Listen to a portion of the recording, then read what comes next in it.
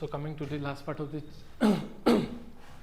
chapter, that is regulation of gene expression. ठीक है, gene expression. Gene क्या है? पार्ट ऑफ डीएनए जो अपना आपको एक्सप्रेस करेगा in the form of RNA. RNA से क्या बनेगा? प्रोटीन. तो कहाँ कहाँ ये जो डीएनए अपने आप को एक्सप्रेस किया प्रोटीन के फॉर्म में, कहाँ कहाँ इसको रेगुलेट कर सकते हैं हम? ट्रांसक्रिप्शन में रेगुलेट कर सकते हैं, ट्रांसलेशन में रेगुलेट कर सकते हैं. जब ये हमारे केस में, यूकेरियोट्स का केस में, जब ये एमआरएनए न्यूक्लियस से साइटोप्लाज्म में जा रहा है तब रेगुलेट कर सकते हैं. और हमारे केस में एमआरएनए से एचएनआरएनए बनेगा, उस केस वहाँ भी रेगुलेट कर सकते हैं. तो कहाँ कहाँ उसको कंट्रोल कर सकते हैं? रेगुलेशन मतलब कंट्रोल कर सकते हैं, उसी को हम डिस्कस करेंगे जीन को. तो जैसे हमारे प्रोकैरियोट्स का केस में क्या होता है? डायरेक्टली ट्रांसक्रिप्शन एंड ट्रांसलेशन हो जाते हैं, तो उनके केस में दो ही जगह रेगुलेट होगा. हमारे केस में क्या होता है? ट्रांसक्रिप्शन होगा तो एचएनआरएनए बनेगा, प्रोसेसिंग होगा वहाँ रेगुलेट हो सकता है, एक्सपोर्ट होगा कहाँ से? न्यूक्लियस टू साइटोप्लाज्म, तो तीसरा लेवल में होगा, एंड यहाँ ट्रांसलेशन होगा तो चौथा लेवल में. हमारे में 4 लेवल में रेगुलेट किया सकता है जीन एक्सप्रेशन, एंड प्रोकैरियोट्स में 2 ही लेवल. ध्यान रखिएगा, इसको टेबल के फॉर्म में दिखा रहा हूँ. ये रहा.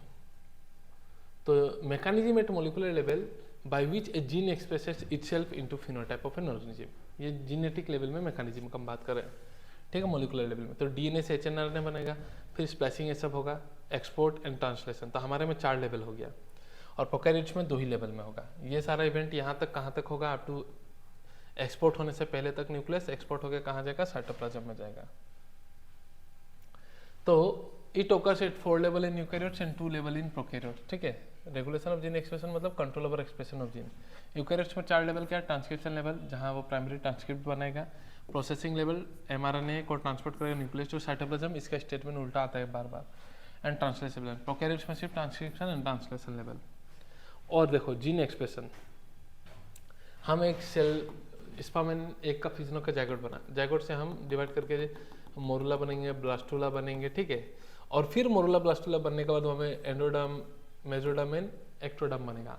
फिर वहाँ से डिफ्रेंशिएशन होकर हैंड बनेगा, कोई हम लोग का लेग बनेगा, कोई किडनी बनेगा, कोई लीवर बनेगा, कोई आई का सेल बनेगा, तो किडनी का कोई नेफ्रॉन बनेगा, आई का सेल लीवर का कोई हिपाटोसाइट सेल बनेगा. तो हम लोग जो जाइगोट से एम्ब्रायो बन के जो एडल्ट बनते हैं, ये ऐसा नहीं है कि एक ही जीन अपने आप को एक्सप्रेस कर रहा है, अलग अलग जीन अलग अलग मोमेंट पे अपने आप को एक्सप्रेस करके डिफ्रेंशिएट कर रहा है. सो जो हम लोग का डेवलपमेंट और जो डिफ्रेंशिएशन हो रहा है एम्ब्रायो से एडल्ट तक, वो किसका रिजल्ट है? Coordinated regulation of expression of several sets of gene. I का अलग जीन, लीवर का अलग जीन, किडनी का अलग जीन, ठीक है.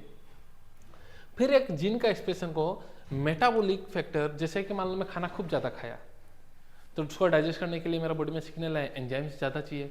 एंजाइम ज़्यादा चाहिए तो डीएनए अपने आप को ज़्यादा एक्सप्रेस कर रहा है, तो एमआरएनए बना के ज़्यादा प्रोटीन बना रहा है, वही प्रोटीन एंजाइम बन रहा है. तो कहीं ना, और कम खाना खाया एकदम, तो एंजाइम भी कम बनेगा. तो कहीं ना कहीं मेटाबॉलिक फैक्टर जीन एक्सप्रेशन को रेगुलेट कर रहा है. फिजियोलॉजिकल फैक्टर, मैं पूरा दौड़ूंगा, एक्सरसाइज करूंगा तो बॉडी में ऑब्वियसली बहुत सारा एंजाइम्स का लेवल बढ़ेगा. एकदम लेधा पैदा से रहूँगा तो एंजाइम्स का लेवल कम होगा. तो कहीं ना कहीं बॉडी का फिजियोलॉजी भी जीन एक्सप्रेशन को रेगुलेट करता है. एंड इन्वायरमेंटल फैक्टर भी वेरी इंपॉर्टेंट, रेगुलेट कर सकता है of several sets of gene. Particular environment में अगर है, पार्टिकुलर खाना आपको सिर्फ मिलते जा रहा है, तो वो एंजाइम का सिक्रेशन ज़्यादा होगा. जो चीज़ नहीं आ रहा है डाइट में, उसको डाइजेस्ट करने का एंजाइम्स कम बनने लगेगा. तो कहीं ना कहीं इन्वायरमेंटल फैक्टर भी रेगुलेट करता है, ठीक है. And in a transcription unit, एक ट्रांसक्रिप्शन यूनिट में जैसे हमने देखा था promoter, structural gene and terminator है. The activity of RNA polymerase आएगा at a given promoter in turn is regulated by interaction of accessory protein. Sigma protein तो आएगा, उसके अलावा बहुत सारा एसेसरी प्रोटीन होगा जो इसका इंटरेक्शन को आपका रेगुलेट करेगा. लाइन्स अप एकदम ध्यान रखिएगा, क्वेश्चंस होता है, ठीक है. नेक्स्ट ओपिरन. तो leg regulation of gene expression को समझने के लिए हम लेग ओपिरन को समझेंगे. और लेग ओपिरन सबसे पहले ये ओपिरन का मतलब क्या है? ये देखो सिंपल भाषा में, डीएनए का ये कोई भी पार्ट जो किसी चीज़ का मेटाबॉलिज्म के लिए रिस्पॉन्सिबल है. मगर लो एक्स चीज़ का मेटाबॉलिज्म के लिए रिस्पॉन्सिबल है. ये डीएनए का पार्ट है जो एमआरएनए बनेगा, एमआरएनए से प्रोटीन बनेगा, प्रोटीन से एंजाइम बनेगा. वो एंजाइम इस एक्स चीज़ का मेटाबॉलिज्म के लिए रिस्पॉन्सिबल होगा. तो ये पार्ट ऑफ डीएनए को मैं ओपिरन बोल दूंगा. क्या ओपिरन? एक्स ओपिरन, क्योंकि एक्स का मेटाबॉलिज्म करेगा. तो ओपिरन क्या है? ओपिरन पार्ट ऑफ डीएनए है जिसमें बहुत सारा यूनिट, प्रोमोटर हो गया, ठीक है, स्ट्रक्चरल जीन हो गया, ये सब मिलके एक यूनिट की तरह काम करेगा और रिस्पॉन्सिबल होगा किसी का मेटाबॉलिज्म के लिए. तो ओपिरन कंसेप्ट जो इकोलाई में ये दिया था जैकब एंड मोनड, जैसे जैकब जेनेटिसिस्ट, मोनड याद रखिएगा. ऑपरेंड क्या है? Segment of DNA. तो ये सेगमेंट या पार्ट ऑफ डीएनए है जो फंक्शन करेगा टुगेदर एक सिंगल रेगुलेटरी यूनिट की तरह काम करेगा, सब मिलकर एक यूनिट की तरह काम करेगा, हम देखेंगे। और इसमें होता है मेनली प्रोमोटर होगा, प्रोमोटर का काम क्या होगा? आरएनए पॉलीमरेज बाइंड करेगा। रेगुलेटरी जीन आई जीन हम कहते हैं, इसमें रिप्रेसर प्रोटीन बाइंड करेगा, और repressor protein all the time बनते रहता है। ये सब थोड़ा बाद में समझ में आएगा, भी जस्ट बताते रहा हूँ। Repressor protein all the time बनते रहेगा, और ये जगह कहाँ बाइंड करेगा? ऑपरेटर को बाइंड करेगा, आई जीन को। ओ का काम है ऑपरेटर, ठीक है, bind to operator. Bind to operator I gene बना रहे, वो लिखा हुआ है। ऑपरेटर का काम क्या है? रिप्रेसर प्रोटीन बाइंड करेगा, बनाएगा कौन सा जीन? आई जीन। और स्ट्रक्चरल जीन है लेकोप्रिन में ZYA, जिससे एमआरएनए बन के पॉलीपेप्टाइड बनेगा, ठीक है। So there are two types of operon remain active inside the prokaryote cell, inducible and repressible. Active होने वाला एंड सप्रेस हो जाने वाला, इसको देखेंगे हम, ठीक है। दो टाइप का ऑपरेन होता है प्रोकैरियोट्स में, इसको देखते हैं हम। तो सबसे पहले ऑपरेन का समझ ले, पार्ट ऑफ डीएनए जो एक सिंगल रेगुलेटरी यूनिट की तरह काम करेगा। ये पार्ट ऑफ डीएनए जो सिंगल रेगुलेटरी यूनिट की तरह एक्स का मेटाबॉलिज्म करेगा, इसको एक्स ऑपरेन बोलोगे। मान लो लैक्टोज का मेटाबॉलिज्म करेगा डीएनए, तो इसी को बोलोगे लेक ऑपरेन। मान लो हिस्टिडीन का मेटाबॉलिज्म के लिए रिस्पॉन्सिबल है, तो इसी डीएनए का पार्ट को बोलोगे हिस ऑपरेन, ठीक है। फिर ये सब और समझ में आएगा, डोंट वरी। सो आ रहे हैं यहाँ में, ठीक है। तो यहीं से एक बार समझते हैं लेकोप्रिन। तो लेकोप्रिन किसके लिए रिस्पॉन्सिबल है? लैक्टोज का मेटाबॉलिज्म के लिए रिस्पॉन्सिबल है। तो यहाँ में लैक्टोज कैसे काम करेगा? आपका इंडिसिबल सिस्टम की तरह काम करेगा। इंडिसिबल सिस्टम में क्या होता है कि कोई खुद आके इंड्यूस करेगा, उसको ऑन करेगा, और उसका नहीं होने से वो एब्सेंट होगा। इंड्यूसिबल सिस्टम में बता रहा हूँ अभी आपको, ठीक है। ये चीज़ भी छोड़ो, यहाँ पे आ जाओ। तो लेकोप्रिन का सबसे पहले बात करता हूँ। तो लेकोप्रिन में ना होता है आपका पीपोजिया,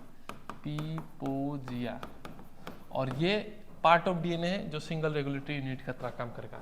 जहाँ में पी है प्रोमोटर, आई है आईजीन, यहाँ से बनेगा एमआरएनए, एमआरएनए से बनेगा रिप्रेसर प्रोटीन।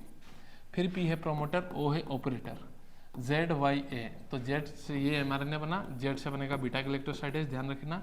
वाई से बनेगा ब्लड प्रेशर परमियस, एंड वाई से बनेगा बीपीटी, बैचलर ऑफ फिजियोथेरेपी, याद रख लेना, ठीक है, बीपीटी।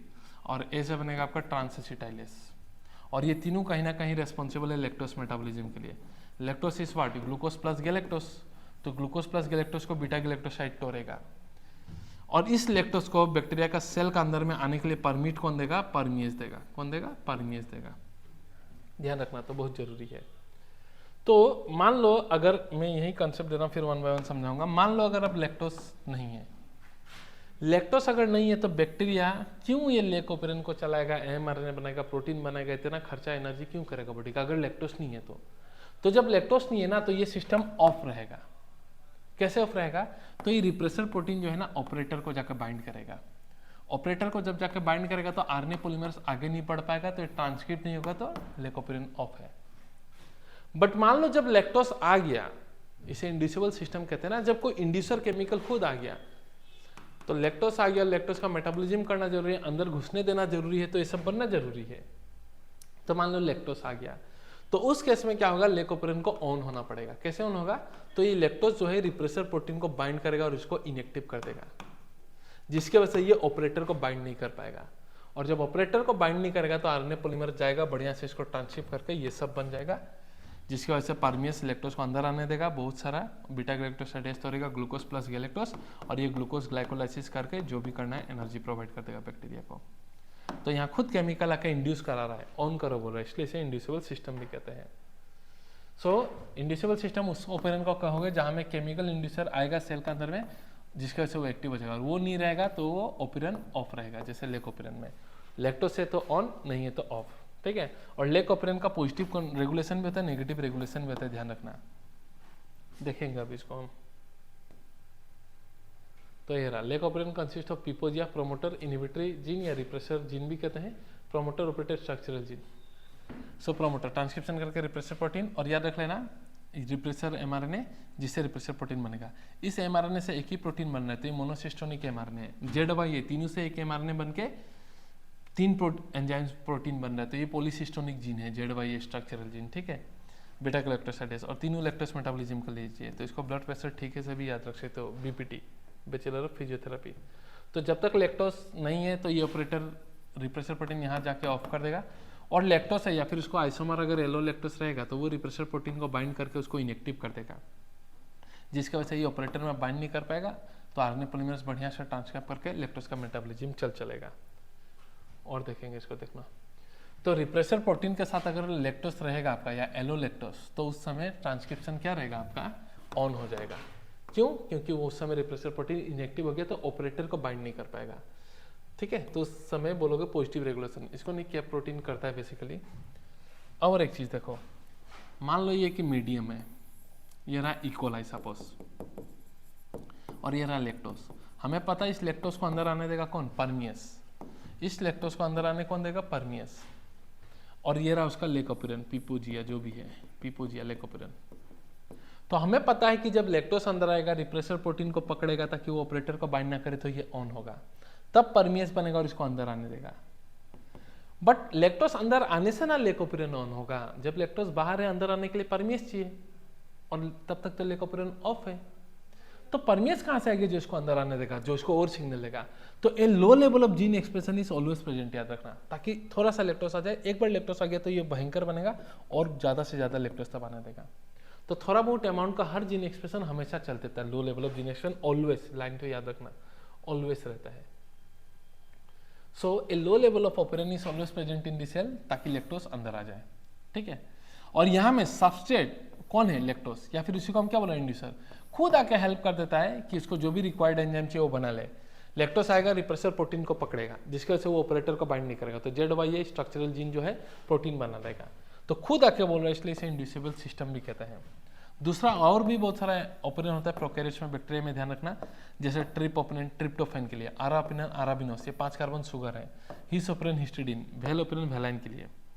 और ये सब बीपीटी का काम, बीटा गैलेक्टोसाइडेज क्या करेगा, हाइड्रोलाइज करेगा लैक्टोज को ग्लूकोज प्लस गैलेक्टोज में, ये इंक्रीज करेगा cell permeability of beta galactosidase, permease, beta galactosides या फिर लैक्टोज। लैक्टोज का और एक नाम किताब में बोल के रखा है बीटा गैलेक्टोसाइड्स, क्योंकि बीटा गैलेक्टोसाइडेज तोड़ेगा लैक्टोज को ना, तो इसलिए इसका और एक नाम देकर रखा है लैक्टोज का, एलो लैक्टोज या फिर बीटा गैलेक्टोसाइड्स, साइडेज नहीं। और ट्रांसएसिटाइलेज प्रोवाइड करेगा acetyl group to repressor protein. ठीक है, तो लो लेवल ऑफ एक्सप्रेशन हमेशा रहेगा। तो मान लो रिप्रेसर प्रोटीन के साथ ऑपरेटर, अगर रिप्रेसर प्रोटीन ऑपरेटर में बाइंड कर लिया, ये कंडीशन कब होगा, जब लैक्टोस नहीं रहेगा। उस केस में आरएनए पॉलीमरेज को प्रिवेंट कर देगा, उस समय स्विच ऑफ रहेगा। ठीक है, तो उस समय हम कहेंगे regulate, negative regulation. Why negative regulation, क्योंकि खुद ऑपरेटर रिप्रेसर प्रोटीन बना के खुद ही ऑफ करा दे रहा है ऑपरेटर को बाइंड करके, ताकि आरएनए पॉलीमरेज आगे ना बढ़ पाए। तो इसलिए हम इसे कहते हैं नेगेटिव रेगुलेशन। पॉजिटिव रेगुलेशन भी होता है, वो कैप प्रोटीन से होता है। ठीक है, कैटाबॉलिक एक्टिवेटर प्रोटीन होता है, कैप प्रोटीन, उसका मदद से होता है। तो ये जब रिप्रेसर प्रोटीन बाइंड कर गया तो ट्रांसक्रिप्शन नहीं होगा, तो ये सब नहीं बनेगा, तो स्विच ऑफ हो जाएगा लेकोपिरन। किसकी वजह से, आइजीन या रिप्रेसर प्रोटीन खुद बना के ऑफ करवा दे रहा है। क्यों? क्योंकि लैक्टोस नहीं है, तो इतना एनर्जी बना के सब क्यों काम करना है। तो इसलिए इसको हम कहते हैं नेगेटिव कंट्रोल या रेगुलेशन, खुद ही ऑफ करवा दे रहा है। तो in absence of lactose repressor protein कहाँ जाकर बाइंड करेगा, ऑपरेटर में बाइंड करेगा। अब मान लो अगर लैक्टोस आ गया, तो इन एब्सेंस ऑफ लैक्टोस, तो अगर लैक्टोस आ गया तो क्या होगा, ऑन हो जाएगा। दिखा देता हूं, वो तो ऑलरेडी डिस्कस कर ही लिया। और ऑन वाला यही है क्या, ये रहा। So this was in presence of lactose. तो जब लैक्टोस है तो ये अगर यहाँ बाइंड करने से तो फिर से ऑफ हो जाएगा। लैक्टोस जब आ गया तो इसको ऑन होना है, तो ऑन होने के लिए लैक्टोस या फिर उसका आइसोमर एलो लैक्टोस किससे बाइंड करेगा, रिप्रेसर प्रोटीन, उसको इनएक्टिव कर देगा, ताकि ये यहाँ बाइंड ना कर पाए। तो ये बढ़िया से ट्रांसक्रिप्शन कर ले और ये सब तीनों बन जाए, ZY से BPT बन जाए और लैक्टोस का मेटाबॉलिज्म हो जाए। तो समरी देखोगे तो क्या है कि जब इंड्यूसर या एलो लैक्टोस है, नॉर्मली स्विच ऑफ रहता है, नॉर्मली इंड्यूसर या एलो लैक्टोस आए तो स्विच ऑन हो गया। तो अगर लैक्टोस एब्सेंट है तो स्विच ऑफ, लैक्टोस प्रेजेंट है तो स्विच ऑन। रिप्रेसर प्रोटीन अगर ऑपरेटर के साथ बाइंड किया तो ऑफ, रिप्रेसर प्रोटीन के साथ इंड्यूसर एलो लैक्टोस या लैक्टोस बाइंड किया, आइसोमर ऑफ लैक्टोस है, तो स्विच ऑन हो जाएगा। ठीक है, glucose and galactose can't act as inducer for lac operon. Obviously repressor protein को कौन बाइंड करके इनएक्टिव करेगा, लैक्टोस। अब मीडियम में आप ग्लूकोज या गैलेक्टोज दे दो तो वो रिप्रेसर प्रोटीन को बाइंड करके इनएक्टिव नहीं कर सकता, तो उस केस में लैकोपेरन ऑफ ही रहेगा, ध्यान रखना, ऑफ ही रहेगा। एंड रेगुलेशन ऑफ लैकोपेरन इज, आप लैकोपेरन को ऐसा भी देख सकते हो कि सबस्ट्रेट कौन है, लैक्टोज, खुद आके बोल रहा है एंजाइम बनाओ, रिप्रेसर प्रोटीन को बाइंड करके इनएक्टिव करके ZY से BPT बना के खुद बोल रहा है एंजाइम बनाओ मेरे को मेटाबोलाइज कराओ। तो आप इसको ऐसा भी विजुअलाइज कर सकते हो, regulation of enzyme synthesis by खुद सबस्ट्रेट, कौन, लैक्टोज। और प्रोकैरियोट्स में control of rate of transcription initiation is the predominant site for the control of gene expression. Very important बात देखो, प्रोकैरियोट्स में क्या होता है, ट्रांसक्रिप्शन होगा एंड mRNA बनेगा एंड देन ट्रांसलेशन होगा एंड प्रोटीन बनेगा। अब ट्रांसक्रिप्शन में भी 3 स्टेप होगा, इनिशिएशन, एलोंगेशन एंड टर्मिनेशन। तो और जीन एक्सप्रेस कर दिया प्रोकैरियोट में। तो प्रोकैरियोट्स में अगर इनिशिएशन ही नहीं हुआ तो क्या आगे का प्रोसेस चलेगा, नहीं चलेगा। वही बोल रहा है कि प्रोकैरियोट्स में रेगुलेशन ऑफ जीन एक्सप्रेशन के लिए सबसे प्रीडोमिनेंट साइट क्या है, इनिशिएशन। ठीक है, ट्रांसक्रिप्शन से इनिशिएशन ही प्रीडोमिनेंट साइट कंट्रोल है फॉर जीन एक्सप्रेशन के लिए। और ये लास्ट लाइन भी बहुत जरूरी, हर ऑपरेंड का पास अपना specific operator and specific repressor होता है। जैसे लेक ऑपरेंड का पास अपना स्पेसिफिक ऑपरेटर है एंड स्पेसिफिक रिप्रेसर प्रोटीन है। अब स्टेटमेंट दे देगा कि हिस का रिप्रेसर प्रोटीन लेक ऑपरेंड का ऑपरेटर में बाइंड करेगा, तो रॉन्ग। लेक ऑपरेंड का रिप्रेसर प्रोटीन ही लेक ऑपरेंड का ऑपरेटर में बाइंड कर सकता है, हिस ऑपरेंड का रिप्रेसर प्रोटीन हिस का ही ऑपरेटर में बाइंड कर सकता है, स्पेसिफिक होता है, दूसरा में बाइंड नहीं कर सकता। ठीक है, तो ये सब देख लिया हमने, देख लिया कि अगर सबस्ट्रेट ऐड करते जाओगे होते जाएगा, बट अगर ग्लूकोज से ऐसा कुछ भी दोगे तो लेकोप्रेन को ऑन नहीं करेगा।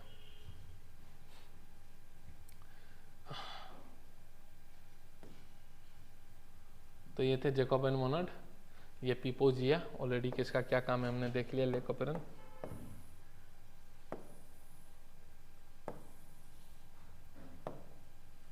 तो यहाँ एक बार फिर से बता दे रहा हूँ, ऑन ऑफ दिख जाए भाई, ऑफ।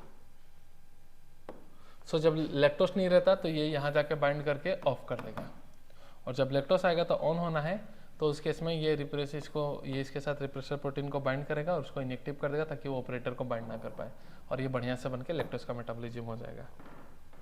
ठीक है, ये पॉजिटिव कंट्रोल का रेगुलेशन में भी रहता है, जो कि इस लेवल का डिस्कशन से बियॉन्ड है वो।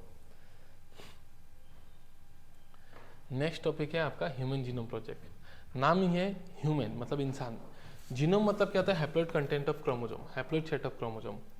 तो हैप्लॉइड सेट ऑफ क्रोमोसोम को पूरा इस प्रोजेक्ट में सीक्वेंसिंग करना था, इसलिए इसका नाम पड़ गया ह्यूमन जीनोम प्रोजेक्ट। क्यों हैप्लॉइड, उसका रीजन क्या है कि हमारे में देखो ऑलरेडी डिस्कस करते आ रहा हूँ, अगर सीरियसली पढ़ते जा रहे हो तो हमारे में हर क्रोमोसोम का 2 कॉपी होता है। इस 2 क्रोमोसोम का मतलब होमोलोगस क्रोमोसोम, जैसे क्रोमोसोम 2 का भी 2 कॉपी है, तो इसे हम होमोलोगस बोलते हैं।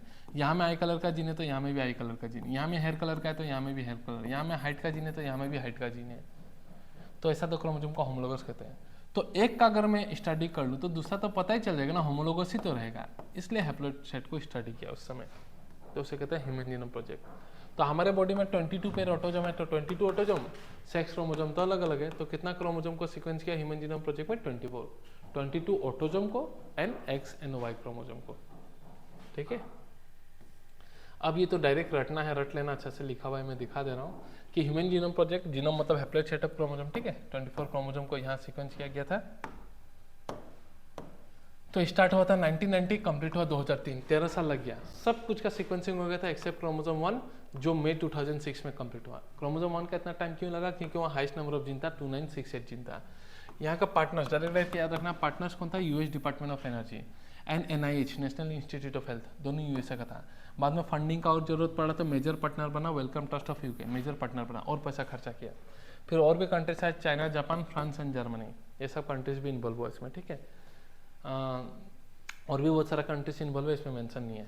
ह्यूमन जीनोम प्रोजेक्ट को मेगा प्रोजेक्ट कहा जाता है क्योंकि 13 साल लग गया। दूसरा चीज़, हैप्लॉइड कंटेंट को सीक्वेंस करना है तो ऑलमोस्ट 3.3 × 10⁹ बेस पेयर को सीक्वेंस करना है, 3 बिलियन बेस पेयर को सीक्वेंस करना है। और जब टोटल खर्चा, साइंटिस्ट का खर्चा 13 साल में, मशीन का खर्चा, सैलरी वैलरी सब खर्चा किया तो 9 बिलियन खर्चा हुआ, खर्चा होने का एस्टिमेट है। तो 9 बिलियन खर्चा हुआ और कितना बिलियन को सीक्वेंस किया, 3 बिलियन को। तो डिवाइड कर दोगे 9 को बाय 3 से, तो एक बेस पेयर पे कितना खर्चा पड़ा, $3 खर्चा पड़ा पर base pair. And total estimated cost was $9 billion, इसलिए मेगा प्रोजेक्ट कहते हैं। जो डाटा ऑब्टेन होगा 3 बिलियन का, इसको अगर मैं ऐसा कॉपी के फॉर्म में रखूं, जैसे कि 4 ही तो लेटर है नाच रहा है भाई, 4 ही तो लेटर है ATGC, यही तो नाच रहा है, इसी लेटर को अगर 3 बिलियन 300 करोड़ लेटर को अगर मैं बुक की फॉर्म में, किताब में, कॉपी में अगर स्टोर करूँ तो कितना किताब चाहिए होगा? 3300 किताब चाहिए होगा। हर किताब में कितना पेज होगा? 1000 पेज होगा। और हर पेज में कितना लेटर होगा? ऐसा 1000 लेटर होगा। तो इसलिए भी इसे मेगा प्रोजेक्ट कहता है। ठीक है, इतना इन्फॉर्मेशन था इसमें। नेक्स्ट एम क्या था? एम यही था कि सबको सीक्वेंस, सारा जीन को सीक्वेंस करके मैप कर देंगे ह्यूमन जीनोम का। और टिल 2003 सब हो भी गया एक्सेप्ट क्रोमोसोम 1, क्योंकि वहाँ सबसे ज़्यादा जीन था 2968, तो टाइम लगा। तो वो सीक्वेंस हुआ मई 2006 में। तो गोल्स क्या था ह्यूमन जीनोम प्रोजेक्ट का? गोल्स था कि आइडेंटिफाई कर लेंगे 20 से 25,000 जीन को ह्यूमन डीएनए में।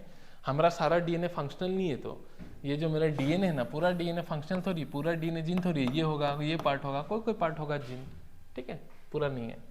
तो 20 से 25,000 जीन को आइडिया कर लेना, उनको ये गोल्स था। 3 बिलियन बेस पेयर को सीक्वेंस करना है, स्टोर कर लेना है इन्फॉर्मेशन इन डाटाबेस, कंप्यूटर में स्टोर कर लेना है। अब मान लो 2800 नंबर किताब में 44 पेज में एक कोड को आपको देखना है, तो आप क्या लाइब्रेरी में जाके ढूंढते रहोगे क्या? डाटाबेस में रहेगा, एक बार क्लिक करोगे कंप्यूटर में सब आ जाएगा। तो स्टोर कर लेना इन्फॉर्मेशन को डाटाबेस में। ऑल्सो टूल्स को इंप्रूव करते रहना डाटा एनालिसिस के लिए, ऐसा ऐसा सॉफ्टवेयर बनाना है कि विद इन ए सेकेंड आपको रिट्राइव करके दे दें। और ये टेक्नोलॉजी को ट्रांसफर करना है दूसरा सेक्टर में भी, जिससे ग्रोथ हो। मान लो ह्यूमन का सीक्वेंसिंग हुआ, फिर प्लांट का सीक्वेंसिंग करो। एक प्लांट है जिसमें बहुत अच्छा प्रोटीन मिलता है, जो हेल्दी है ह्यूमन के लिए, तो वो कौन सा प्रोटीन क्या सीक्वेंस है उसको पता करो। वो डीएनए का पार्ट को दूसरा, उसी का कोई दूसरा सेम स्पेसिस का, कोई मतलब सेम जीनस का कोई दूसरा स्पेसिस में डाल दो, तो ये वाला प्रोटीन वहाँ भी बनना स्टार्ट होगा। तो दूसरा सेक्टर में भी ट्रांसफर करो। एंड एक कमेटी बनाया गया था LC committee, ethical legal and social issue. इस प्रोजेक्ट के दौरान बहुत लोगों का ये भी क्वेश्चन होता कि ये सीक्वेंसिंग मत करो, हम लोग भगवान का बनाया हुआ जीव है, ये सब इंसान का डीएनए के साथ छेड़खानी मत करो। कोई ऐसा भी क्वेश्चन कर सकता है, हिंदू का जीन मत लो, मुस्लिम का लो, कोई क्रिश्चियन का लो। तो वो जितना भी इशू था उसके लिए कमेटी बनाया गया था, वो लोग सारा सब हैंडल करते थे एलसी, ठीक है, जो भी प्रोजेक्ट से राइज होता था। तो for the first time biology का सारा इन्फॉर्मेशन कंप्यूटर में स्टोर होने लगा, रिट्राइव होने लगा। तो एक बायोलॉजी में एक नया ब्रांच आ गया, उसे हम कहते हैं बायो इन्फॉर्मेटिक्स। तो ह्यूमन जीनोम प्रोजेक्ट के साथ और एक ब्रांच आ गया बायो इन्फॉर्मेटिक्स। बायोटेक मत डाल देना, समझ लेना विथ इन। इसका मतलब क्या है? Use of high speed computer devices, storage, retrieval and analysis of data के लिए। फटाफट स्टोर करो, रिट्राइव करो जो चाहिए वो, और एनालिसिस करके आपको रिजल्ट देते हैं। तो वो ब्रांच ऑफ बायोलॉजी को बायो इन्फॉर्मेटिक्स। आज के डेट में तो बायो इन्फॉर्मेटिक्स बहुत आगे निकल चुका है भाई।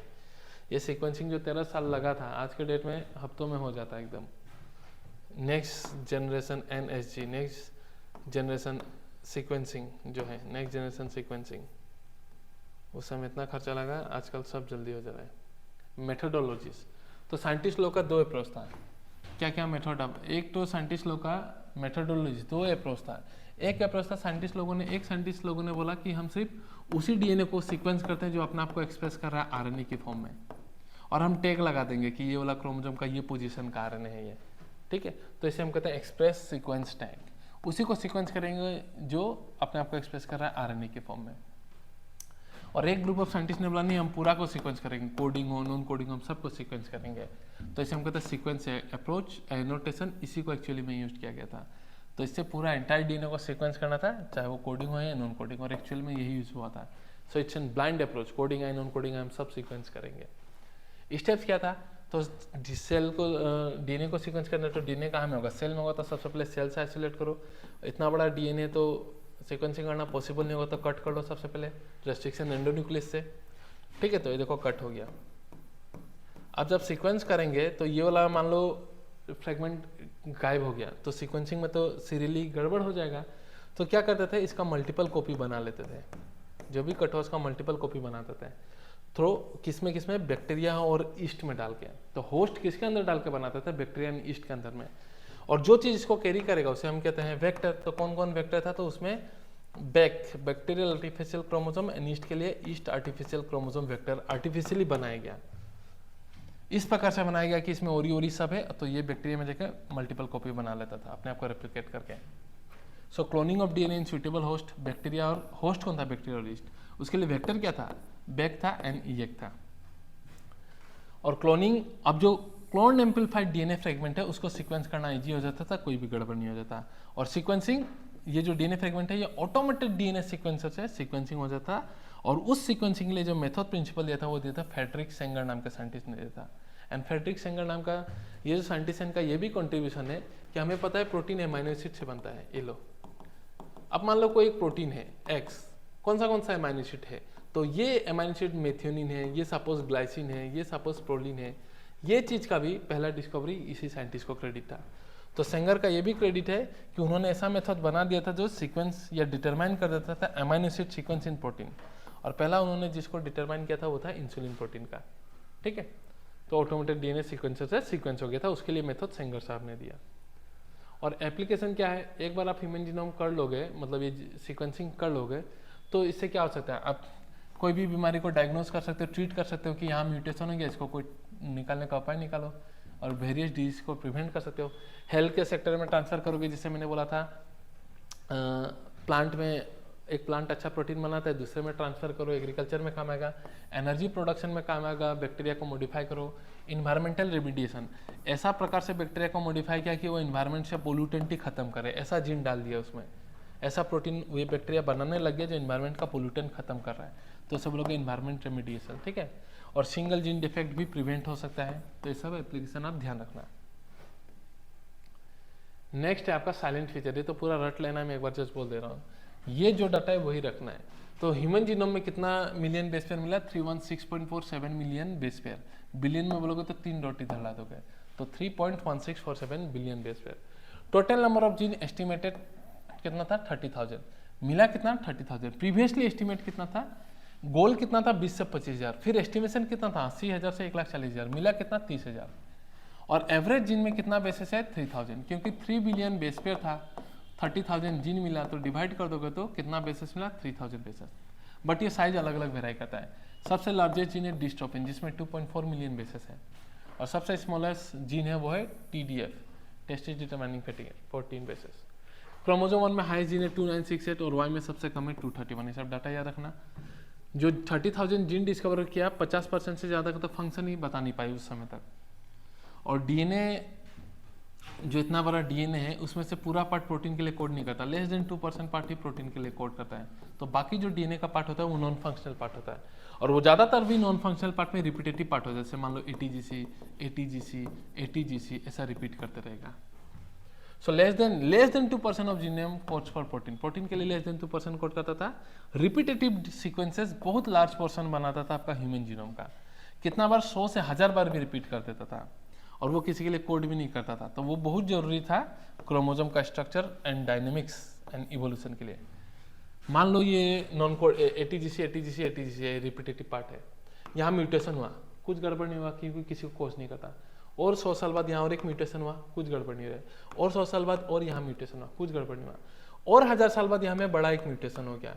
तो ये जो नॉन कोडिंग पार्ट था, हो सकता है कोडिंग में बदल जाए, एक अच्छा प्रोटीन बनना स्टार्ट कर दे। तो वो बोल रहा है कि ये जो रिपीटेटिव पार्ट है ये बढ़िया है, क्रोमोसोम का स्ट्रक्चर डायनेमिक्स चेंज भी होता था, और इवोल्यूशन के लिए बहुत जरूरी है, ऐसे तो इवॉल्व होते हैं। And almost 99.9% of nucleotide basis सब में सेम है। मेरे में इंसुलिन बन रहा है, आप में भी इंसुलिन बन रहा है, मेरे में ट्रिप्सिन बन रहा है, आप में भी ट्रिप्सिन बन रहा है, मेरे में हार्मोन बन रहा है, आप में भी बन रहा है। तो प्रोटीन का सीक्वेंस 99.9% सब में क्या है, सेम है, ऑल इंडिविजुअल में।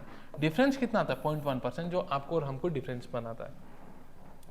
और हर इंसान में 1.4 मिलियन लोकेशन, अबाउट 14 लाख मतलब लोकेशन ऐसा है जहां सिंगल बेस में डिफरेंसेस ऑब्जर्व होता है। इसको हम बोलते हैं सिंगल न्यूक्लियोटाइड पॉलीमॉर्फिज्म, इसको स्निप्स प्रोनाउंस कहते हैं। तो 3 बिलियन का 0.1% कितना होता है, तो 3 मिलियन बेस पेयर, ये ध्यान रखिएगा। कितना लोकेशन में SNP है आपका, 1.4 मिलियन में SNP है, सिंगल न्यूक्लियोटाइड में चेंज होगा। ये चीज़ क्या है मैं बता रहा हूँ आपको। और हमारे सब में 99.9% से में तो अलग कितना है, 0.1%, वो 0.1% कितना होता है, 3 मिलियन। SNP का मैं आपको यहाँ से बेस्ट समझाता हूँ, एक है, मैं आपको यहाँ से बेस्ट देता हूँ।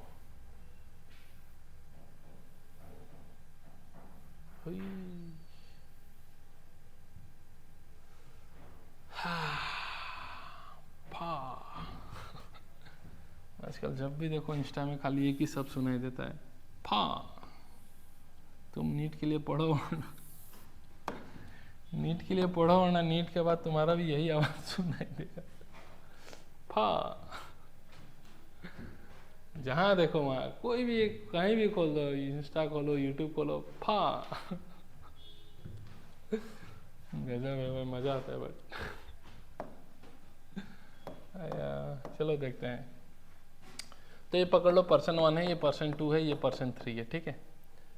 तो यहाँ में भी क्लियर नहीं आ रहा यार, कहाँ क्लियर गया है? क्लियर से आपको समझा देता है SNP, ये फा हो चुका है यहाँ में। पढ़ाई करो वरना क्या हो जाएगा, फा। SNP कहाँ गया?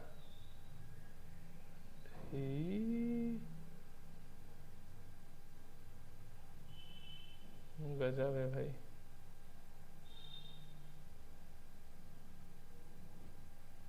दही छोड़ो, खुद ही यहाँ दिखा देता हूँ।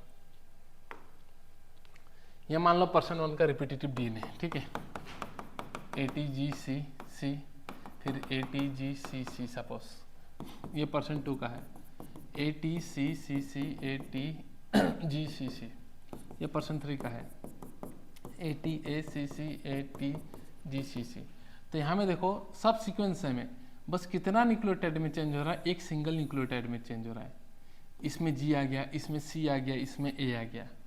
तो A सिंगल न्यूक्लियोटाइड में चेंज होकर मल्टीपल फॉर्म बन चुका था, इसी को हम बोलते हैं सिंगल न्यूक्लियोटाइड पॉलीमॉर्फिज्म। पॉली मतलब मिनी फॉर्म बन चुका है, कितना न्यूक्लियोटाइड में चेंज होने की वजह से, सिंगल न्यूक्लियोटाइड में। और ऐसा लोकेशन कितना होता है, 1.4 मिलियन लोकेशन होता है, ध्यान रखना।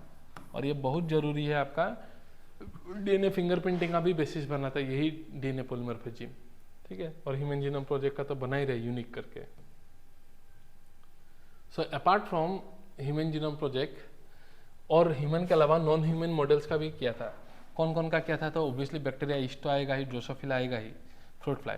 प्लांट में आया था राइस एंड अराबिडोप्सिस, एंड एक एलिगेंस है, याद रखना है लाइन। ये free living non pathogenic nematode है। निमाटोड मतलब एस्केल मिंथेस है, बट नॉन पैथोजेनिक है, फ्री लिविंग है, बीमारी नहीं करता। क्या नाम है इसका? सी एलिगेंस, साइनोरhabditis एलिगेंस, ये सब याद रख लेना। बेड क्राई है, इससे याद रख लेना आप मैच करके। तो नॉन ह्यूमन क्या क्या सीक्वेंस किया ह्यूमन प्रोजेक्ट के दौरान, वो आप ध्यान रख लीजिएगा। तो वही ये स्टेप्स क्या था, सबसे पहले DNA लो, काटो, फिर उसको क्लोनिंग करो, बैक्टीरिया ईस्ट में डाल के थोड़ा बैक एंड एक, फिर ऑटोमेटेड DNA सीक्वेंस है जो सेंगर मेथड ने दिया था, उसके बेसिस में ये ऑटोमेटिकली सीक्वेंस कर देगा आपका कंप्यूटर, ठीक है। बेस्ड ऑन अरेंज कर देगा सीक्वेंसेस को, बेस्ड ऑन ओवरलैपिंग रीजन्स के बेस्ड में वो अरेंज कर देगा अपने आप को, और उस सीक्वेंस का अलाइनमेंट कंप्यूटर प्रोग्राम कर देगा। तो यहाँ में वही दिखा के रखा है। मान लो लिवर का एक्सेल है, वहाँ से कट किया, कट करके ये सब बना कर रेडी कर दिया, कंप्यूटर में आपका एकदम दिखाई देने लग जाएगा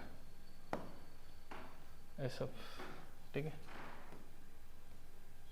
तो जो लास्ट टॉपिक है उसको हम अब डिस्कस करते हैं, DNA फिंगरप्रिंटिंग, या फिर हम DNA प्रोफाइलिंग भी कहते हैं। जैसे दो इंसान का कभी फिंगरप्रिंट सेम नहीं होता कहते हैं, वैसे ही दो इंसान का DNA कभी सेम नहीं हो सकता। कौन सा DNA? वो 0.1% जो सबको अलग बना रहा है, वो 0.1% DNA दो इंसान का सेम नहीं हो सकता, ठीक है। और इस टेक्निक को दिया था एलेक्स जेफरी ने दिया था, to identify the similarity and differences of the DNA fragrance, दो इंडिविजुअल का 1984 में दिया था एलेक्स जेफरी साहब ने, ताकि क्या सिमिलरिटी और क्या डिफरेंसेस है बता दें। बहुत ही इंटरेस्टिंग टेक्निक है ये। और अभी जो मैं पढ़ाने वाला हूँ ना आपको DNA फिंगरप्रिंटिंग, ये टेक्निक्स पहले यूज़ होता था, आजकल नहीं। आजकल इससे भी अच्छा वाला मेथड आ चुका है, शॉर्टकट मेथड, मतलब एकदम जल्दी जल्दी वाला मेथड आ चुका है। सो DNA फिंगरप्रिंटिंग क्या है? ये टेक्निक है जिससे आप न्यूक्लियोटाइड सीक्वेंस को डिटरमाइन करोगे सर्टेन DNA सेगमेंट में, जो कि यूनिक होता है हर इंसान के लिए, और वो कितना था 0.1%, that is 3 billion base pair. तो रिपीटेटिव DNA हम लोग को पता है कि रिपीटेटिव DNA हमारे बॉडी का मेजर पोर्शन बनाता है। तो ये रिपीटेटिव DNA को हम लोग का बल्क DNA से सेपरेट करते हैं through caesium chloride density centrifugation, जिसमें दो पिक आएगा, एक आएगा मेजर पिक, एक आएगा माइनर पिक। यही माइनर पिक को 0.1% होता है, तो स्टडी के लिए हम ये माइनर पिक बोलेंगे। तो रिपीटेटिव DNA को बल्क जीनोमिक DNA से आप सेपरेट करोगे by obtaining different peaks obtain during density gradient centrifugation, caesium chloride भी यूज होता है। तो आपको दो पिक मिलेगा, मेजर एंड माइनर। मेजर में आ जाएगा 99.9% DNA, बल्क DNA जो कि काम नहीं है, हमको यूनिक वाला लेना है, तो माइनर पिक हम सेलेक्ट करेंगे। 0.1% जो कि रिपीटेटिव DNA है, वो भी रिपीटेटिव DNA है, ठीक है। अभी जो रिपीटेटिव DNA है ये टेंडम रिपीट करता है। टेंडम रिपीट्स मतलब ATGC ऐसा रिपीट करते रहेगा, और ये काफ़ी बार रिपीट करते रहता है। तो इसी रिपीटेटिव DNA को ही जो टेंडम रिपीट कर रहा है, इसको कट कर दो, इसी को हम बोलते हैं सैटेलाइट DNA। अब सैटेलाइट डीएनए भी दो टाइप का, एक है मिनी सैटेलाइट, एक है माइक्रो सैटेलाइट। माइक्रो सैटेलाइट में शॉर्ट टेंडम रिपीट है, 1 से 6 बेस पेयर का ही रिपीट होता है, जैसे ATGCC है, फिर ATGCC है, ऐसा 1 से 6 बेस पेयर का। इसमें कितना होगा, 11 से 60 बेस पेयर का एक रिपीट का लेंथ होगा, 11 to 60 बेस पेयर, ठीक है। और माइक्रो सैटेलाइट जो है और ये मिनी सैटेलाइट में दो इंसान का नंबर ऑफ रिपीट सेम हो सकता है, सीक्वेंस सेम हो सकता है, बट नंबर ऑफ रिपीट कभी सेम नहीं हो सकता। इसका मतलब क्या है मैं बता रहा हूँ, देखो रिपीट सेम हो सकता है बट नंबर ऑफ रिपीट दो इंसान में कभी सेम नहीं हो सकता। ये जैसे कि देखो ये सीक्वेंस देखो रिपीट सेम है, गटा गटा गटा गटा रिपीट है, तो पर्सन 1 पर्सन 2 पर्सन 3 गटा गटा ही है, बट इसमें देखो 8 रिपीट, इसमें देखो 9 रिपीट है और इसमें देखो 10 रिपीट है थर्ड वाला में। तो नंबर ऑफ रिपीट कभी भी दो इंसान का सेम नहीं होता, सीक्वेंस भले ही कभी कभी सेम हो जाए। इसलिए मिनी सैटेलाइट को हम VNTR भी कहते हैं, variable number of tandem repeats, कि नंबर ऑफ रिपीट्स हमेशा वेराई करता है, नंबर ऑफ रिपीट सेम नहीं रहेगा। तो हर इंसान के लिए यूनिक जो है वो VNTR ही है, कि मान लो ATGC तुम में भी है एक पॉइंट में, मेरे में भी है एक पॉइंट में, बट तुम्हारे में 8 रिपीट होगा तो मेरे में 6 रिपीट, तो हम क्या सेम हुए, नहीं हुए। तो कभी भी number of repeat mini satellite का सेम नहीं होगा, इसलिए हम उसे क्या भी कहते हैं, VNTR, variable number of tandem repeats भी कहते हैं मिनी सैटेलाइट को। और यही मिनी सैटेलाइट VNTR बेसिस बनाता है डीएनए फिंगरप्रिंटिंग का। तो ये जो सैटेलाइट डीएनए को हम फर्दर भाग कर सकते हैं on the basis of BSNL, that is base composition, AT rich है ना GC रिच है, N मतलब नंबर ऑफ रिपीट्स, S तो सैटेलाइट डीएनए, L मतलब लेंथ ऑफ फ्रेगमेंट। बड़ा है तो मिनी सैटेलाइट, छोटा है तो micro satellite. Mini satellite unit है, नंबर ऑफ रिपीट्स कभी सेम नहीं होगा, तो उसका दूसरा नाम है VNTR। तो VNTR मिनी सैटेलाइट है, 11 to 60 बेस पे रिपीट होता है, वेरिएबल कॉपी नंबर होता है, क्रोमोजोम टू क्रोमोजोम भी सेम नहीं होगा। मेरे क्रोमोजोम 1 में मान लो 6 कॉपी है, तो क्रोमोजोम 2 में 12 कॉपी होगा, तो वेरिएबल कॉपी नंबर होता है। और ये copy number chromosome to chromosome भी वेराई करता है in an individual. And so high degree of polymorphism, many forms, किसी दो इंसान का सेम नहीं रहता, मेनी फॉर्म्स में रहता है, तो हाई डिग्री ऑफ पॉलीमॉर्फिज्म में रहता है। साइज 0.1 से 20 किलो बेस होगा, ध्यान रखना। और यही VNTR या पॉलीमॉर्फिक सेगमेंट जो होता है बेसिस बनाता है डीएनए फिंगरप्रिंटिंग का भी और जीन मैपिंग का भी, जो सबको अलग करता है। यही VNTR जीन मैपिंग का भी बेसिस बनाता है। सेम चीज़ है। अब मान लो यहाँ कोई मर्डर हो गया, ठीक है, हाथापाई हुआ, लगा दिया, कोई फा चिल्ला रहा था, दिया उसको यहाँ में, तो उसने भी मुझे दिया, तो मेरे बॉडी से कुछ ब्लड सेल्स गिरा, ठीक है, फिर स्केच किया तो बॉडी से सेल्स, स्किन सेल्स उसका वहाँ चला गया। तब देखो मेरे बॉडी का तुम कोई भी एक सेल लो, चाहे स्किन सेल लो, सलाइवा लो, कोई भी बॉडी का एक सेल लो, मेरे बॉडी में सेम ही डीएनए मिलेगा। क्यों? क्योंकि मेरा लाइफ स्टार्ट होता सिंगल सेल जाइगोट से, वही माइटोसिस कर करके आज मैं बना हूँ। तो मेरे बॉडी से कोई भी सेल लो, सब सेम ही सेल मिलेगा। तो जाइगोट में जो VNTR था, मेरे पूरे बॉडी में वही VNTR रहेगा। तो वही लाइन लिख के रखा हुआ है कि एवरी सेल, चाहे वो सलाइवा हो, सेमेन हो, हेयर हो, फॉलिकल हो, skin, blood etcetera, have same polymorphism, change नहीं होगा। और यही इंपॉर्टेंट टूल हमें बना देता है VNTR का, जो फॉरेंसिक इन्वेस्टिगेशन में काम आएगा, जैसा मर्डर वाला बोला।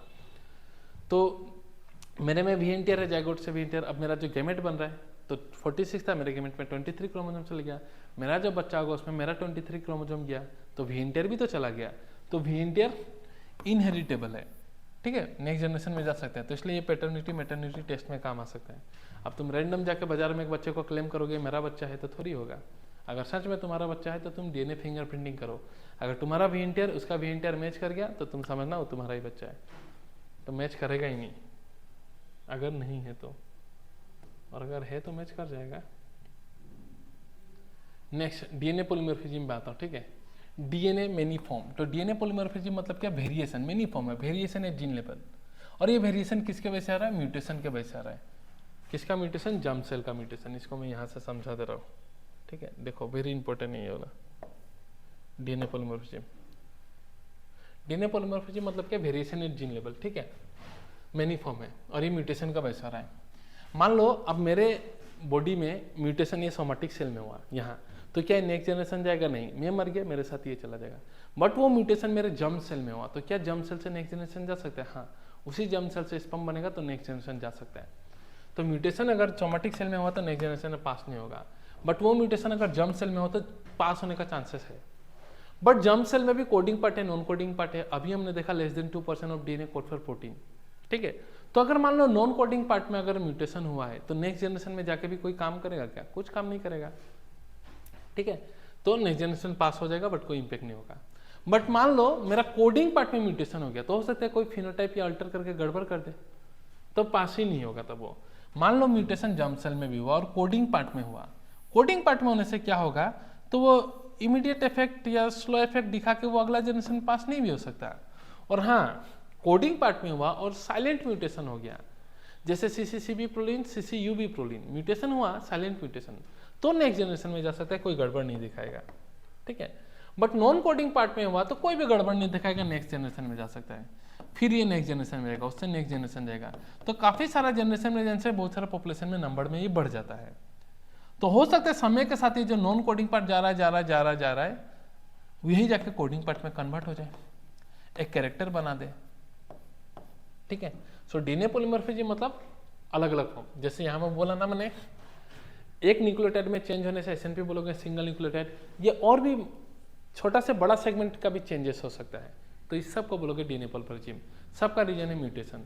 और ये पॉलीमॉर्फिज्म को पास होने का एक ही तरीका है, वो क्या है आपका, जर्म सेल में म्यूटेशन होना, वो भी नॉन कोडिंग में। कोडिंग में होने से हो सकता है इमीडिएट इफेक्ट दिखा के रिप्रोडक्टिव एबिलिटी ही कम कर दे, तो रिप्रोडक्शन ही नहीं हो पाएगा, तब गड़बड़ हो जाएगा।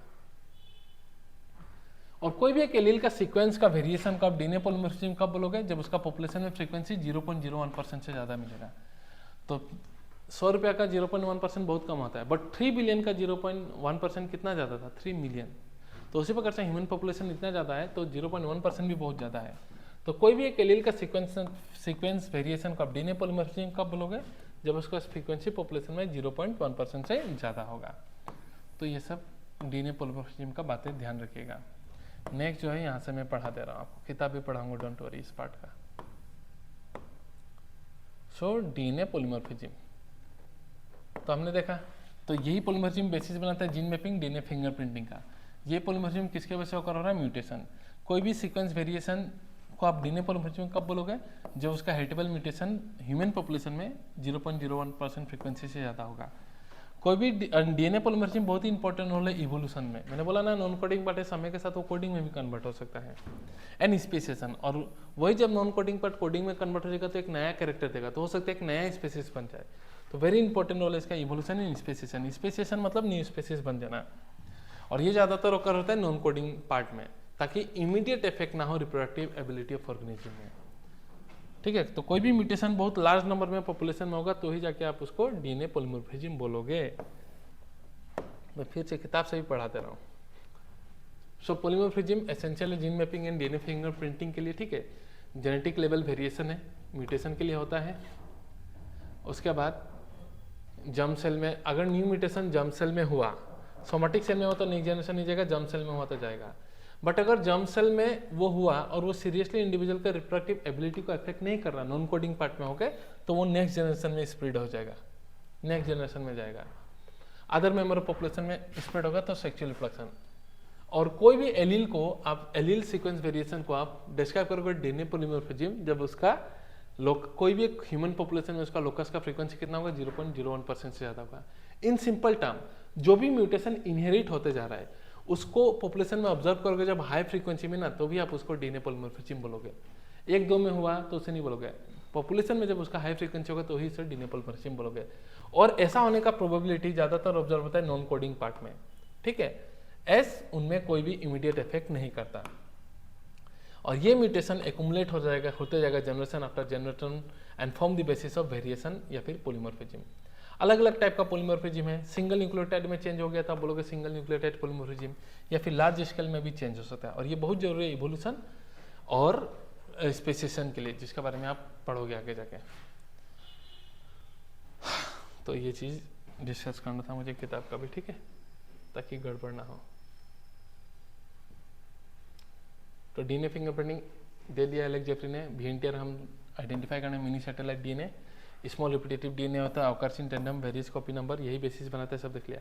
एप्लीकेशन आएगा criminal identification, paternity maternity test, personal identification, evolutionary biology को स्टडी करने में भी काम आएगा। देखेंगे एप्लीकेशन, डोंट वरी, इंटरेस्टिंग है एप्लीकेशन। स्टेप्स देख लेते हैं। सो डीएनए को सबसे पहले आइसोलेट करोगे, मेजर माइनर पिक को ले लोगे 0.1%।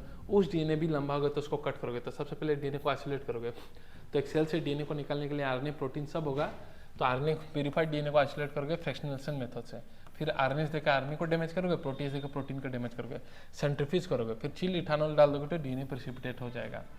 अब इस प्यूरिफाइड डीएनए को आप निकाल दोगे स्पूलिंग से, आइसोलेट कर लोगे, फिर उस डीएनए को एम्पलीफाई करोगे। अगर मान लो क्राइम सीन था, मर्डर हो गया, वहाँ में एक थोड़ा सेल का सैंपल मिला, उस सेल से डीएनए निकाले, अगर सैंपल कम है तो डीएनए डैमेज ना हो जाए बोल के इस रिएक्शन का सेंसिटिविटी बढ़ा देता है पीसीआर। पीसीआर क्या करता है, मल्टीपल कॉपी बना देगा डीएनए का। सो एम्पलीफाई करोगे डीएनए को पीसीआर से, पॉलीमरेज चेन रिएक्शन से। कब करोगे, only if sample is small, वरना जो भी डीएनए को निकाला है आपने उसको डाइजेस्ट कर दोगे इनटू फ्रेगमेंट, छोटे छोटे फ्रेगमेंट में तोड़ दोगे with the help of restriction enzyme. और वीएनटीआर, ये जो डीएनए है इसमें वीएनटीआर कैसे रेस्ट्रिक्शन एंजाइम से कट हो जाएगा, तो याद रख लेना वीएनटीआर जो है, ये वीएनटीआर ये बोथ साइड फ्लैंक्ड होता है रेस्ट्रिक्शन साइड है, इसलिए रेस्ट्रिक्शन एंजाइम स्पेसिफिकली आके कट कर देता है, वही लिखा हुआ है, VNTR are flanked on both side by restriction enzyme. Next, ये जो डीएनए उसमें कोई वीएनटीआर बड़ा होगा, कोई छोटा होगा, कोई बहुत बड़ा होगा, तो ये वीएनटीआर को आप सेपरेट कर दोगे जेल इलेक्ट्रोफोरेसिस से, अगर जेल इलेक्ट्रोफोरेसिस दो बेसिस में सेपरेट होगा based on size and charge. तो ये नेगेटिव है, ये पॉजिटिव है, सो डीएनए नेगेटिवली चार्ज है, यहाँ वेल प्लेट होगा, तो डीएनए सैंपल को जब डालोगे और लाइट दे दोगे तो नेगेटिव नेगेटिव को रिपेल करके पॉजिटिव की ओर भेजेगा। जितना बड़ा होगा उतना ही पीछे रहेगा, जितना छोटा होगा उतना ही आगे भागेगा। इस प्रकार से डीएनए सेपरेट हो जाएगा। सो डीएनए फ्रेगमेंट सेपरेट होगा चार्ज के बेसिस में, क्योंकि डीएनए नेगेटिवली चार्ज है तो वो एनोड की तरफ जाएगा, ठीक है। और साइज के बेसिस में जितना स्मॉलर फ्रेगमेंट होगा उतना ही दूर जाएगा एनोड की तरफ। और इस डीएनए को यहाँ तो नहीं, बायोटेक में हम क्या करना है, इस डीएनए को अगर आपको विजुअलाइज करना है तो इथिडियम ब्रोमाइड डाल दोगे और यूवी रेस दोगे तो ऑरेंज बैंड डीएनए दिखाई देने लग जाएगा। तो हमें जीन आइसोलेट करने के लिए स्टेप करते हैं, डीएनए फिंगरप्रिंटिंग में नहीं करेंगे। तो अगर विजुअलाइज होना है ऑरेंज बैंड के साथ तो इथिडियम ब्रोमाइड के यूवी रेस दे दो, तो यहाँ नहीं करेंगे। तो यहाँ में जो सेपरेट हो गया डीएनए, अब इस डबल स्टैंडर्ड डीएनए को हमें सिंगल स्टैंड में कन्वर्ट कर देना है with the help of alkali. तो नेक्स्ट वेरी इंपॉर्टेंट स्टेप इसी में गड़बड़ लगता है कि डीनेचुरेशन हम करेंगे डीएनए बाय एल्काली की मदद से। डबल स्टैंडर्ड डीएनए को सिंगल स्टैंडर्ड डीएनए में तोड़ दिया, क्यों बता रहा हूँ मैं,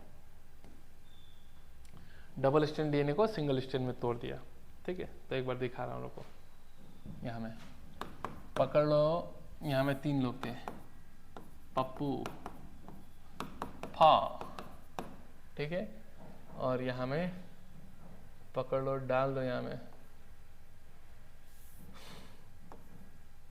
राकू,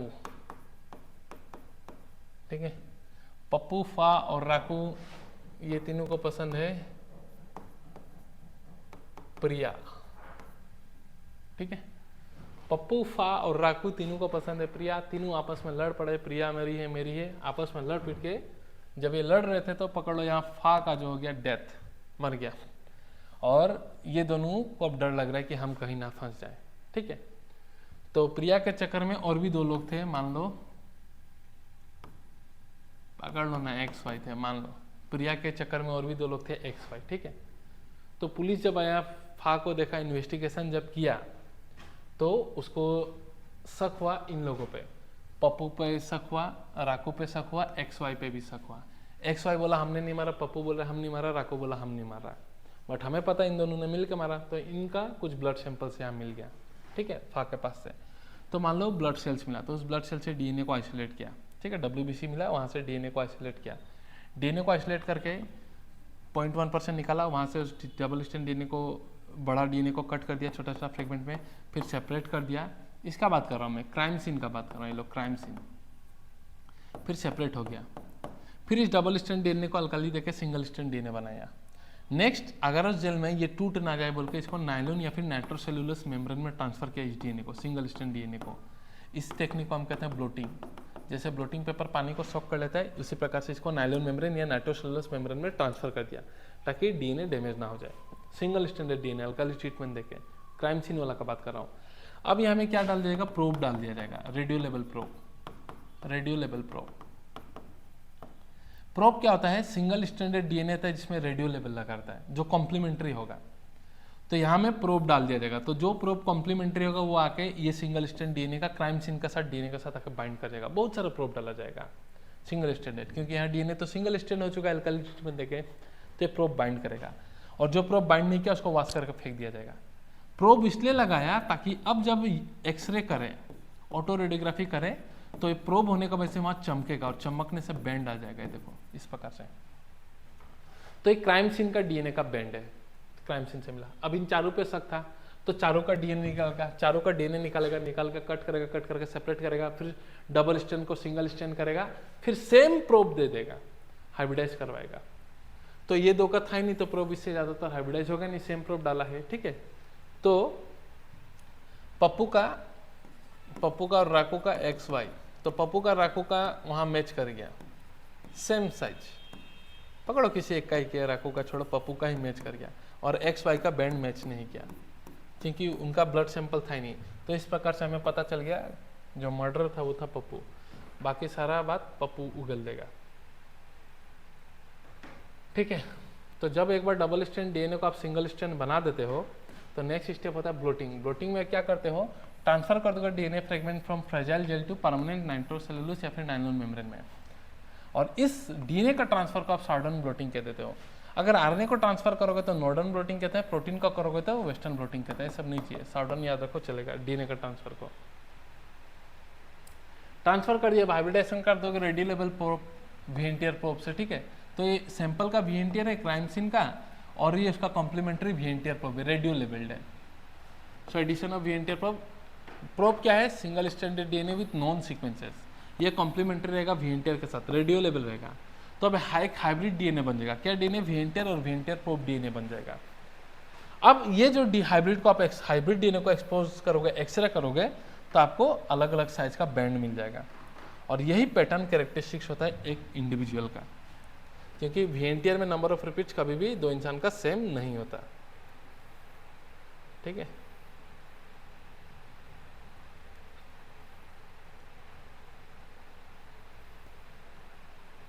यहाँ मैं देख रखा था, दिखा देता हूँ।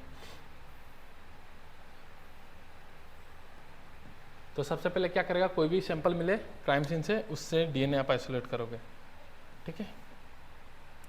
नेक्स्ट स्टेप है, इतना बड़ा डीएनए है तो उसको कट करोगे रेस्ट्रिक्शन एंजाइम से, कट करने के बाद आप सेपरेट करोगे अगर जेल इलेक्ट्रोफोरेसिस से, तो साइज एंड चार्ज के बेसिस में एनोड की तरफ जाने लग जाएगा।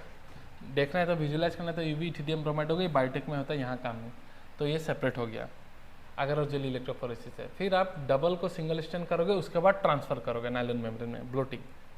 फिर आप क्या करोगे, हाइब्रिडाइजेशन करोगे रेडियो लेवल प्रोब, और जो एक्सेस प्रोब होगा उसको वॉश कर दोगे जो बाइंड नहीं कर पाया, और फिर आप क्या करोगे, एक्सरे करोगे। एक्सरे करोगे तो आपको इस प्रकार से एक्सरे का बैंड दिखने लगेगा रेडियो लेवल प्रोब के वजह से, और ये कैरेक्टरिस्टिक्स फीचर्स होता है इंडिविजुअल का, ये कभी भी दो इंसान का सेम नहीं होगा,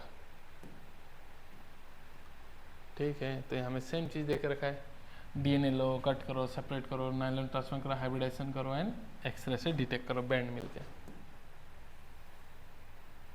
तो ये एनसीईआरटी का है, दिखा दे रहा हूँ मैं, तो ये एनसीईआरटी का डायग्राम है, ठीक है।